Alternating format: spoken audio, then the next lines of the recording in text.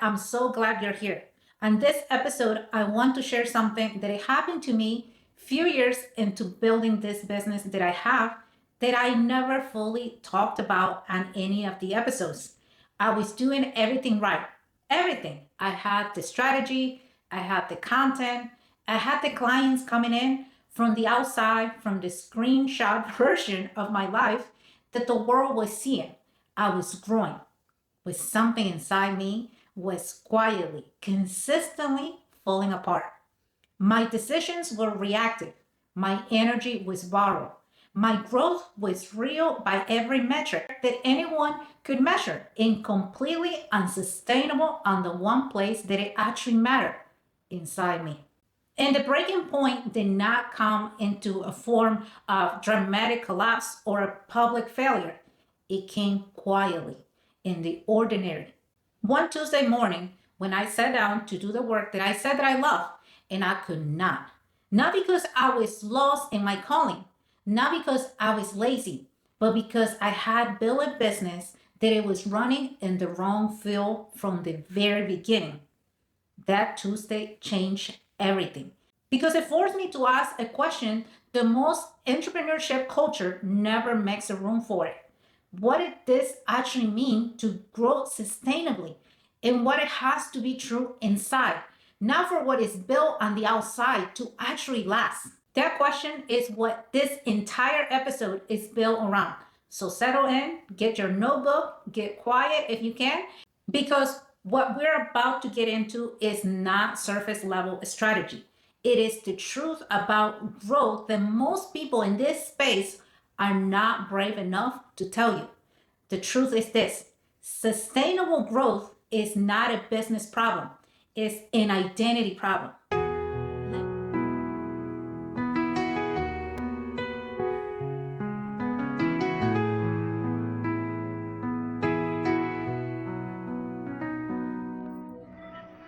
Let me start by naming the lie.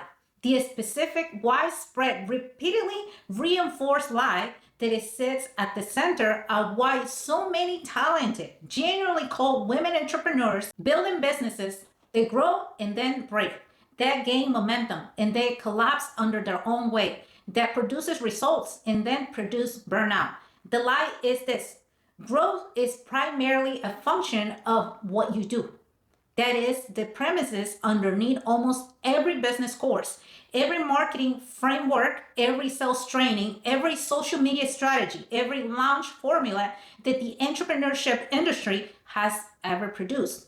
Do more of the right things consistently enough, and then the business will grow. And here is what makes that lie so believable: it is partially true. Action matters, strategy matters, consistency matters, showing up matters.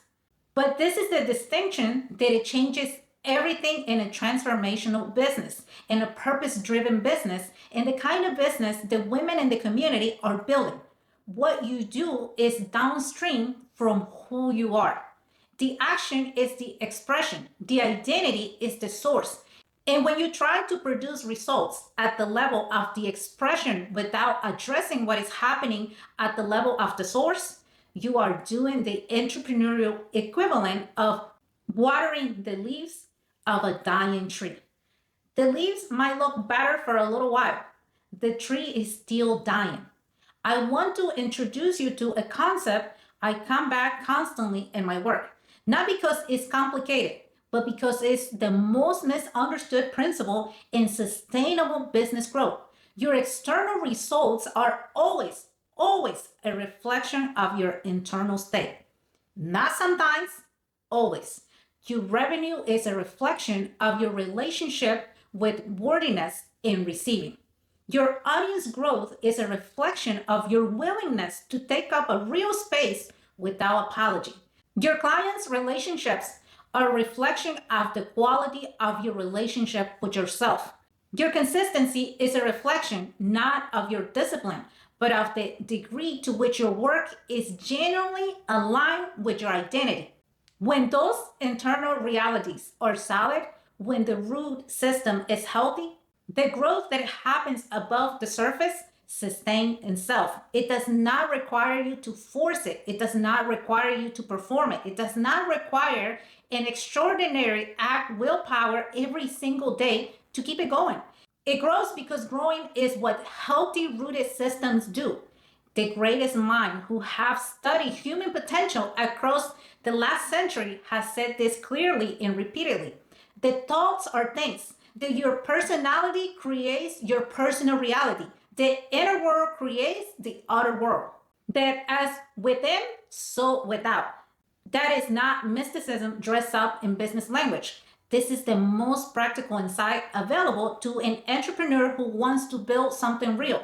In the version of this that I teach, the version that sits at the intersection of neuroscience and spiritual truth is this. Your brain is a prediction machine. Every morning when you wake up, your brain does not start fresh. It reaches into the library of past experience, past successes, past failures, past emotional events, past conclusions about who you are and what is possible. And it builds a prediction of today, a map of what to expect, a filter through which it will interpret every piece of incoming information. If that library contains data that it says, people like me do not build businesses at that level, your brain will filter your reality through that prediction. Not as a conscious thought, it's an automatic below awareness operating system. And no strategy applied over the top of that operating system will produce sustainable results because the operating system is always running. The strategy is applied often. The operating system wins every time. So before we talk about what to do, before we get into the framework, I need you to hear this clearly. If your business is not growing the way you know it should, if you are doing the work and not seeing the results, the question is not what strategy I'm missing. The question is this: what is my operating system is telling me about what is possible? That question is where sustainable growth actually begins. If that question just hit something real, I want to know. Drop the word rude in the comments right now. Not because I need the engagement, because saying it out loud, even in a comment box, is the first act of deciding to go there. I read every comment, so tell me that you are here. Now I want to give you the framework, the actual architecture of sustainable growth. 3 laws, not strategy laws, because unlike strategies, which change the market, which requires constant updated, they held across industry, across seasons, across follower counts and revenue figures. They held 100 years ago. They will hold 100 years from now. Write them down. Law number 1, you cannot outgrow your self-concept. The first law is the one that every high achieving woman eventually runs into. Usually the most convenient possible moment. You cannot outgrow your self-concept. Your business will grow naturally, organically, most inevitable until it reaches the ceiling of what you believe you're allowed to have. And then it will find a ways to stall, to maintain the level that it feels that is right and the deepest and the most unexamined part of your identity, like the appropriate level for someone like you. This is not a spiritual abstraction. This is a documented psychological reality. The researchers who study goal achievement, specifically the gap between people who set ambitious goals and sustain the results versus those who achieve and then unconsciously sabotage themselves, find a consistent variable. The size of the goal is never the determining factor. The strength of the self-concept is a woman who genuinely believes, not intellectually, but in her body, that she's a woman who builds at the level she is pursuing will find the strategy. She will make the decisions. She will recover from the setbacks. She will attract the clients and the opportunities that they are consistent with that identity. A woman who is looking to go into a higher level, but her self-concept is still organized around survival, around let me just make enough to justify this, will self-sabotage at the exact point where real growth begins because it requires her to be someone that she has not yet decided to become. This is not weakness. This is physics. You cannot pour 11 into a container that it only holds 10. The container has to expand first. And expanding the container, expanding the self concept, is not a mindset exercise that you complete on a Sunday afternoon. It's an identity renovation that is slow, deliberated, sometimes deeply uncomfortable work of deciding repeatedly that you are the woman who gets to have what you're building towards before the evidence shows up to you to confirm it. The decision must come first. The evidence follows that decision, always in that order, never the other way around. Law number 2, the quality of your growth is determined by the quality of your being. The second law is one that the world's great wisdom traditions have spoken in different languages for thousands of years, and that modern neuroscience is now confirming at the cellular level. The quality of what you build is inseparable from the quality of the state from which you build. The business you create when you are operating from fear looks different from the business that you create when you're operating from faith. The content you produce from depletion lends differently than the content you produce from overflow. The decisions you make from scarcity produces different outcomes than the decisions you make from genuine abundance. Not just abundance of resources, but abundance of spirit. Because your state is not just your mood, your state is your biology. When you operate from chronic stress, from anxiety, from the low grade survival mode that most entrepreneurs live in without realizing, your brain prefrontal cortex, the seat of creativity, strategy, thinking, and long range vision, literally goes offline. Not metaphorically, neurologically. The stress hormones floating your system are designed to mobilize your immediate threat response. They narrow your focus. They shrink your time horizon. They make everything feel urgent and make nothing feel safe. And from that state, you make decisions that produce survival level results. You undercharge because charging what you're worth feels risky. You overdeliver because you're afraid of disappointing. You play small with your content because full visibility feels dangerous in a way you cannot fully explain. All of it is survival. All of it is the biological expression of your nervous system that it has decided the growth is dangerous and safety is the goal. But here's the other side, and this is where it becomes permission. When you learn to regulate your state, when you develop the capacity to move yourself from the survival creation, from fear to faith, the quality of everything you produce changes. Your words carry more. Your presence lands deeper. Your offers feel different to the people receiving it. Not because suddenly you got smarter, but because you're accessing a part of your brain and part of your spirit that stress was keeping locked. This is why prayers matter, why stillness matters, why morning practice the most entrepreneurs skip because it does not feel productive. It often the single most productive activity in the entire workday because it changes the state from where everything else flows.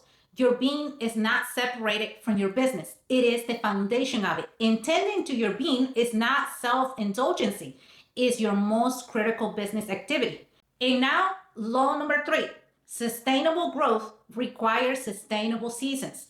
The third law is the one that requires the most patience to receive, especially for women who have been in a building season for a very long time and they are ready, genuinely ready for the results to arrive. Sustainable growth is seasonal, not linear. The natural world has always known this. Every farmer who has ever planted a seed understands instinctively there are seasons of preparation, planting, and waiting in the dark before anything breaks to the surface. And then, when the conditions are right, when the root has grown deep enough to support what is about to grow above the ground, there is a season of explosive, visible, rapid growth. The farmer who digs up the seed to check on it, who cannot endure the hidiness of the preparation season, who needs a constant visible evidence that something is happening, destroy the very growth that it was trying to confirm. I have sat with women who were in one season away from breaking through and they quit and they pivot, who decided that the strategy was wrong or the niche was wrong or they were wrong because the visible evidence had not shown up yet. And I have sat with women who stayed, who did not let the silence of the preparation season convince them of the absence of the progress, who continued to pour into the root the identity work, the nervous system work, the spiritual work, the consistency of showing up even when showing up produced no visible return, and who watched eventually above the ground explosion. The invisible work has been preparing for months. Faith is not absence of doubt. Faith is the decision to act on your conviction while the doubt is still present. It's doing the work in the dark because you know at a deeper level than analysis, deeper than compassion, deeper than what the metrics say today, that what you are building is real. And that real things tend to consistently grow. That is not blind optimism. That is aligned confidence. And it is the third law of sustainable growth. If you are new here, if this is your first time on this channel, welcome. This is the work we do every single week. We do not just talk about strategy. We talk about the things that are underneath the strategy, that it determines whether the strategy will actually work. Subscribe right now so you don't miss what is coming next, because today's episode is part of a larger conversation that it will change how you build, how you create that business. Now I want to go somewhere that most business content will not take you. I want to take you there precisely with the kind of language that it actually creates change. Not just inspiration, motivation, change. Because inspiration without architectural is just a feeling that it fades by Thursday. 3 internal structures. These are specific inner frameworks that determine whether the growth you are creating is real and sustainable, or whether it's just velocity without foundation. This is a version of you, a specific locatable version of you that believes something about what is possible for your business that the conscious goal setting and strategy deploying version of you has never directly examined. One of the greatest explorers of the human psyche offer us a sentence that I return constantly in my work. Until you make the unconscious conscious, it will direct your life and you will call it faith. Let me say that again. Until you make the unconscious conscious, it will direct your life and you will call it faith. That single idea explains majority of what is not working in your business right now. There are beliefs operating below your awareness, below the level of your goals and your affirmations in your vision board. Those are running your decisions, shaping your offers, determining your pricing, governing your visibility, script your sales conversations before you can even open your mouth. Beliefs like people like me do not build businesses at that level. Money changed people and I don't want to be changed. Success will cost me my relationships. I'm not the kind of person who charges that much. If I get too big, I will be seen. And if I'm being seen, it's dangerous. Those beliefs were not written by you. They were written by your story, by your childhood, by the people who had the authority over your formation before you had the capacity to question what they were teaching you, by your culture, by your generational heritage, and they are running your business right now, today. The work is not to layer positive beliefs over top of disbeliefs. That is the strategy that produces 48 hours of temporary motivation followed by the same results. The work is to excavate the existing belief, to examine it in the full light of your adult awareness, to ask, is this true? Is this mine? Does this belief serve the woman that I'm called to become? And then when the answer is no, to begin the deliberating, repeat daily practice of choosing a different belief. Not because the evidence has arrived yet, but because you have decided that the new belief is more aligned with your calling than the old one. Belief renovation is not a one-time event.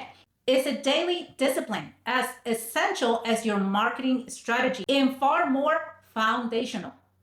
The second internal structure is the one that most directly determines whether your growth is sustainable. And it is the one that most business development completely ignores, your emotional signature. This is the specific combinations of feelings you carry as your habitual inner state, not the feelings you experience occasionally, the feelings that they are consistent, so automatic, so much part of how you move through the world that you have stopped noticing them as feelings and simply experience them as reality. For many entrepreneurs, the emotional signature is built primarily from stress, from urgency, from anxiety, and the particular flavor of never quit enough. And here what it makes that so critical to understand. Your brain does not distinguish between the past and the present and the imagined future. It responds to the emotional signal, which means your habitual emotional state is anxiety. Your brain is generating the neurochemistry of threat continuously, regardless of whether it's an actual threat or it's not. It is scanning your environment for evidence that confirms the threat narrative, not because your brain is working against you, because confirmation bias is how the brain maintains consistency between what's internal model and its perceived reality. This is why affirmations alone do not work for most people, because you can repeat that I am abundant, I am growing, while your emotional body is generating the signal of scarcity. And your nervous system will discard the verbal affirmation in favor of the felt signal. Every time the felt sense is louder, the body does not lie. What it changes the emotional signature is not positive thinking, it's new experience, new evidence, not an external result, but an internal state. Moments in which your body actually gets to experience abundance, growth, genuine creativity, joy, and it begins to recognize those states as accessible as possible. This is the work of meditation, of breath work, of somatic practice, of prayer that is not just verbal but genuinely receptive, of community that it regulates a nervous system through genuine co-present. Every investment in your emotional signature is a direct investment in your sustainability of growth, not as an indirect investment, a direct one, a direct investment. The third internal structure is the one that I am most passionate about, the one that is the most uniquely powerful and the most systematically ignored in conventional business development: energetic authority. This is not a stage present, though it includes that. This is about the degree, the energy you bring into every business interaction, every piece of content, every coaching, every sales conversation, every moment of visibility is sourced from genuine alignment rather than performance. There is a quality that most effective leaders, coaches, teachers, and business builders carry that it cannot be manufactured through strategy. You have felt it in people who have it. It is the quality of someone who is not trying to convince you of anything, who is simply so fully in their own truth, so completely congruent between what they believe and how they move, that their presence create a feel of permission.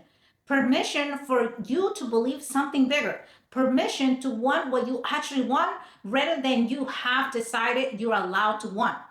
That quality is not charisma. Charisma can be performed.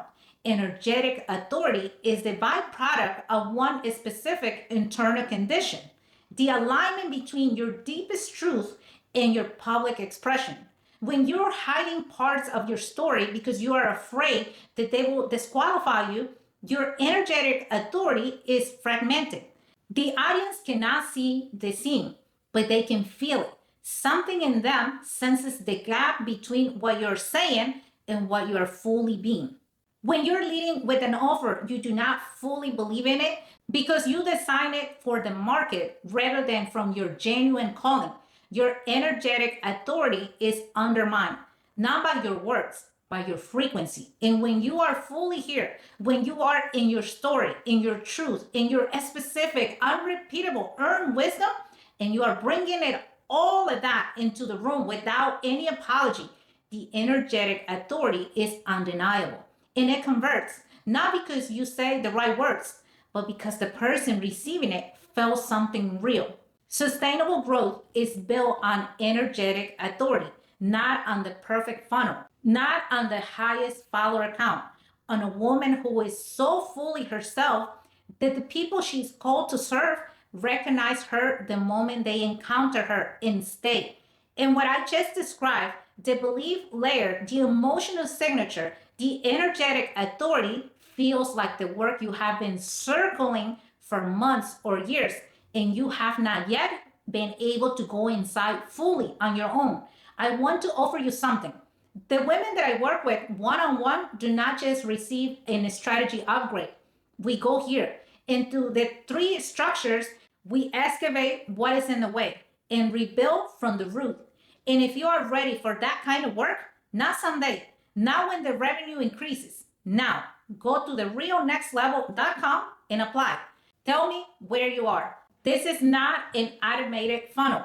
It is a real conversation with the real woman who is ready to walk into with you. Everything we have talked about until now is the diagnose. This section is the prescription. 4 pillars. These are not aspirational concepts. These are practice, specific, implementable, non-negotiable practice that the women who build sustainably have in common regardless of their niche, their revenue level, or their platform size. If you are taking notes, this is the section you were waiting for. The first pillar is the one that most entrepreneurs skip, not because they do not know that it matters, but because it requires sitting still in a season where everything in the culture is telling you to move. You must have a clear, vivid, emotionally anchored vision of where you are building before you can make a single strategic decision that it will not contradict itself within 90 days. Not a goal, a vision. The difference is critical. A goal is an outcome that you're trying to achieve. A vision is a reality you are practicing and habitating before it is externally visible. A goal lives in the future and you reach towards it. A vision lives in the present and you build from it. When you have a clear vision, when you can see it, you can feel it, you can describe it with a specific sensory detail. When it produces in your body an emotional response that is real, not manufactured, your decision making changes immediately, completely, because every decision gets filtered through that question. Did this move me towards the vision or it pushes me away from it? That single filter eliminates 90% of the noise that it keeps most entrepreneurs in a permanent state of confused activity. The shiny new offer, the change on a strategy because it seems like for someone else it's working. The decision to add a product line that is not aligned because the market seems to want it. When the vision is clear, the answer to all of those distractions is the same. Not right now. This is not my direction. And here is the spiritual dimension of vision that I need you to hear. Your vision is not a preference. It is not a wish list. If the vision you carry, when you get fully quiet and honest, produce a sense of both terrifying scale and undeniable rightness, if it's simultaneously bigger than you feel capable of and more aligned than anything else you have considered, that is not a vision speaking. That is calling. And calling does not require your permission to be real. It only requires your participation to express it. Build from the vision. Measure your strategy against the vision. Return to the vision when the season is dark and the metrics are quiet and the noise tells you to change the direction. The vision, no. Trust it. The second pillar is the one that finally answers the question that every entrepreneur who has ever struggled with consistency is secretly asking. And the question is this: why can I not make myself do the things that I know I need to do? The answer is not that you lack discipline. The answer is that you're trying to discipline the wrong thing. Most productivity and habit system try to discipline behavior. Do this at this time for this many minutes with this level of consistency. And they work temporarily until the cost of maintaining that behavior exceeds the emotional energy available to sustain it, which for most entrepreneurs who are also managing emotional overload family demands, and the chronic exhaustion of building while healing, it happens faster than productivity systems would like to admit. The discipline that it actually sustains growth is not the discipline of behavior, it's the discipline of identity. The discipline of asking every morning before you open your laptop, your phone, before you check the notifications, before the day tells you who you have to be in order to survive. Who am I today? What is true about me that is not contagion on how the day unfolds? In answering those questions, not from the evidence of what you have built yet, but from the conviction of what you know yourself to be called to. When your identity is clear, when you know yourself as the woman who builds, who serves, who creates, who leads, the behavior flows from the identity rather than having to be forced against the resistance of an identity that has not yet caught up to the goals. You do not have to make yourself do the things a woman like you will do. Simply do them because that is you, who you are. And being who you are does not require willpower, it requires clarity. Identity discipline is the daily practice of choosing your identity before the world gets to assign you one to you.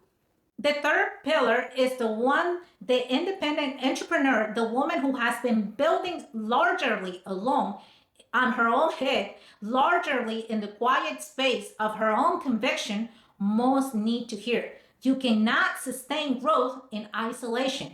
This is not a preference. This is neuroscience. Human beings are neurologically designed for co-regulation. Our nervous systems does not operate in isolation. They regulate against and through the nervous system of the people around us, which means the quality of your inner circle is not just an emotional variable, it's a biological one. When you surround yourself consistently with women who are building at the level that you are called to build, who speak possibility is their native language, whose questions push you past the edge of your current comfort, whose presence makes you feel aspiration, feel normal rather than outrageous. Your nervous system recalibrates towards that reality, not gradually, immediately, measurable. You leave the conversation with a different body than you arrive with, a different set of chemicals, a different calibration of what it feels possible. And the reverse is equally true. The conversation that consistently tells you that what you want is too much, that the risk is too great, that who do you think you are? That conversation is not just discouraging, it's neurologically undermining your ability to build. Evaluate your community, the way you evaluate your strategy with honest eyes, with the willingness to make hard choices when the honest evaluations requires them.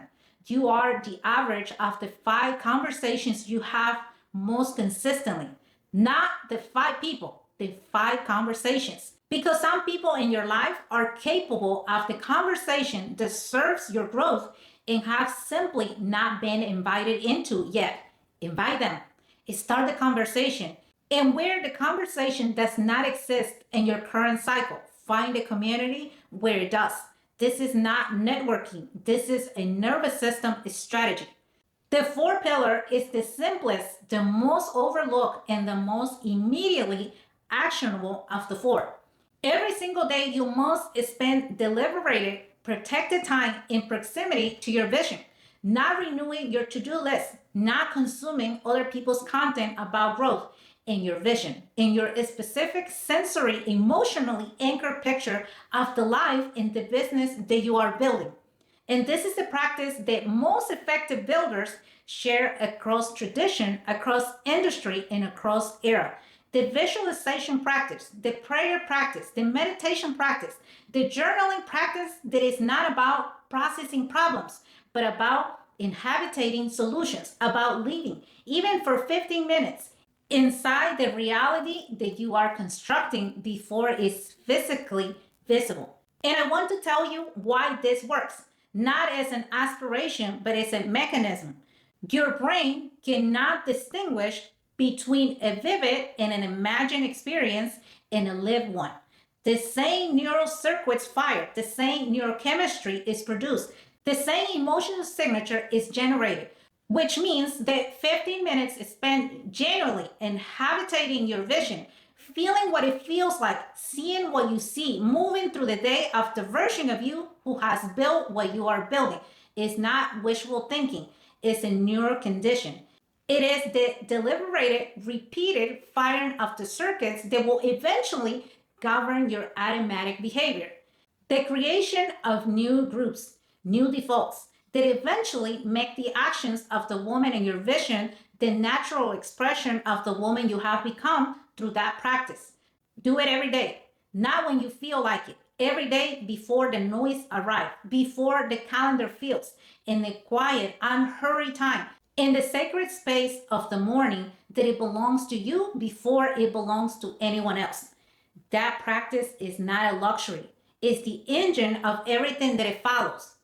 If these four pillars are landing and you are writing them down and feeling them intersect with something you have been trying to articulate for months, I want to ask you something. Think of one woman in your life who's building something real and carrying it alone, who is working hard and growing slowly, and wonder if the problem is her strategy when the real conversation she needs is this. Share this episode with her today, not as a recommendation, it's a gift. She needs this, and you know exactly who she is. I want to close this teaching section of this episode by painting a picture, not a business model, not a revenue figure, of a woman, because I think one of the reasons so many entrepreneurs stay in the cycle on unsustainable growth of sprinting and burning and rebuilding and sprinting again is that they have never been given a genuinely compelling vision of what it looks like on the other side of what a woman who has done the internal work actually looks like and feels like when she sits down to build. Let me show you her.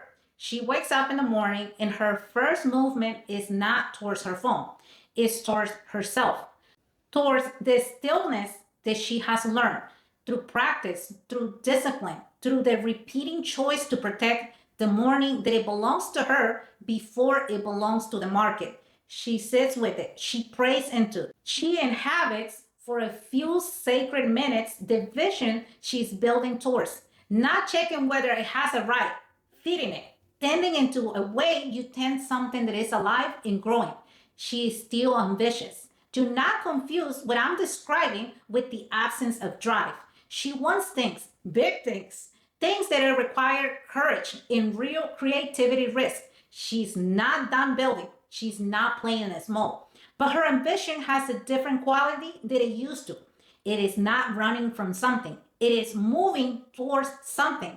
And the difference between fear-fueled ambition and calling-fueled ambition changes everything about how she's building, how she feels inside. She makes decisions from her vision, not from her anxiety when the market changes, when a competitor launches something similar, when an offer underperforms, when a launch does not land the way she planned. She does not catastrophize. She does not immediately dismantle everything and rebuild from scratch. She returns to the vision. She asks what the vision requires of her in this moment, and she moves from that clarity instead of panic. She prices from her value, not from her fear or from what people will think or will pay. Not from the womb that quietly asks, who do you think you are? But from the settled, earned, genuine conviction that the transformation she delivers is real and worth what she's charging for. And she holds that pricing with a steadiness that it communicates something to the person across from her, something that no script can manufacture, that she believes in this exchange completely.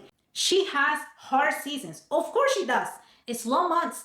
Experiments that they don't stay the way she thought it would stay. Relationships that negotiate when she begins to show up differently. The ongoing, never fully finished work of healing, the places inside of her that are still running on old programs. She's not immune to difficulty. She's no longer defined by it. Her content is different, not louder, fuller, because she's no longer creating from the anxiety of staying visible. She's creating from genuine overflow, from the place where she has something real to give rather than the compulsion to appear like she does. And the audience feels the difference. They might not have the words for what they're feeling, but they stay longer, they say more, they reach out. They say, I don't know how you did it, but I feel like you were talking to me directly. She does not deflect that. She receives it because she has done the work of learning to receive, which it turns out to be inseparable from the work of learning to build sustainably. A woman who cannot receive a compliment cannot fully receive a client. A woman who cannot let good things land cannot build an experience of abundance. The receiving and the building are the same skill. And perhaps the most quietly powerful thing about women who build sustainably is this. She believes not as a theology, not as an aspiration, but as lived experience, that she was made for this, that the specific calling that she's carrying, the specific voice that she has for the specific women that she's sent to serve is not an accident. It's not preference. It's not an option amongst many. It's an assignment. And when you know something is your assignment, and when you have moved past the question of whether into the full commitment of how the building changes, you stop treating it like a gamble and start treating it like a vocation. You stop asking whether you are the right person and start asking, how can you become more fully the person that the assignment requires? You stop waiting to feel ready. You start acting from the conviction that the readiness will develop in the doing, which it always does, always has, and always will. That woman, the woman that I just described, is not a different person than you. She is the current version of you. Clear what is in the way. She is what becomes possible when the internal architecture is built correctly and the external strategy is placed on top of it rather than underneath. She is who you are becoming, and she is closer than the slow season that it has been making her feel. Before I let you go into the rest of your day, I want to do what I always do. I want to give you a decision point, not a homework assignment, not a list of things to implement a decision, a real one, the kind your whole system registered. Here's the decision. Are you willing to stop treating your internal work as the support act to your business and start treating it as the main event? Are you willing to consider genuinely, not just an interesting idea, that the reason the growth that it has not been sustainable is not that you have not worked hard enough, but that you have been working at the level of the leaves while the root has been waiting? Because if the answer is yes, if something in this episode moved from your head into your body and produced a recognition that this is the conversation for you, that is something that you have been needing, then I want you to do 3 things. The first one is simple. It takes less than 5 seconds. Like this video, not as an algorithm favor, as an act of agreement, of saying, this content goes past the surface, that it tells the truth about what is actually in the way. It deserves to reach more women. 1 tap right now. The second thing is this. Leave a comment with the words, I am the operating system. Because that is what today's episode has been establishing. You are not a passenger in your business. You are the system that it runs it. And declaring that even here in the comments is the beginning of operating from that truth. The third thing, and this is the one that I want you to sit with it, go to therealnextlevel.com and apply for a conversation with me. I want to be specific of what I mean with that, because I know the word apply can feel like the beginning of a sales funnel. It is not. It is the beginning of a real exchange between 2 real women, you and me, about what is actually going inside your building process and whether am I the right person to walk into with you. I am not the right person for everyone. I want to work with women who are done asking whether the work is worth it, who have moved and who are ready to understand that the business that they're trying to build and the woman that they are becoming in the process, that they're not 2 separate projects, that they are the same project. If that is you, I want to hear from you. Not because I need the application, but because you need the conversation. and you have been waiting for permission to start, therealnextlevel.com. It is there when you're ready. And based upon the fact that you stayed for this entire episode, I think that you are already closer to ready than you realize. I want to leave you with something to carry into this week. Not a strategy, a sentence. You were not given a vision to stay trapped in it. You were given a vision because you are the one who's supposed to bring it through it. The vision is not ahead of you, mocking you from the distance. It is inside of you, waiting for you to catch up to it. In every act of alignment, every moment of choosing the identity before the evidence, every morning of tending the root before attending the leaves, every decision made from vision rather than from fear is a step of catching up. Keep going, not because the market demands it, but because the calling does. And the calling knows what it's doing. Go build something that it will last. And I will see you on the next episode. Yellow diamonds in the